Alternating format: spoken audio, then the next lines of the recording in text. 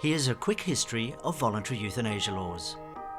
You may not know this, but the first country in the world to introduce a voluntary euthanasia law was Australia. Back in 1995, the Northern Territory Parliament voted 15-10 in favour of a bill proposed by Chief Minister Marshal Perron. 66-year-old Bob Dent, dying with cancer, was the first to use the law. Only 4 terminally ill people were able to access it before the Howard government intervened 2 years after it was passed. Liberal Kevin Andrews and now Labor frontbencher Tony Burke ran the No campaign jointly, resulting in legislation to overturn the bill in 1997. But on the other side of the world, things were changing.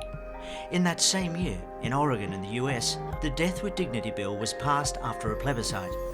4 more American states have followed. It means 1 in 7 Americans now have access to a VE law. In Europe, voluntary euthanasia first became legal in the Netherlands and Belgium in 2002. Luxembourg followed in 2009. Colombia became the first country in Latin America to legally allow euthanasia in 2015. Also that year, Canada's Supreme Court ruled in favour of a law for medical assistance in dying, which was passed by the Canadian government in June of 2016. Back home, there have now been 28 attempts to get a voluntary euthanasia law passed, but all have been unsuccessful. A recent conscience vote in the Tasmanian Parliament to create a law failed by just 2 votes. In 2016, Greens leader Dr Richard Di Natale proposed a bill to restore territories' rights to pass these laws.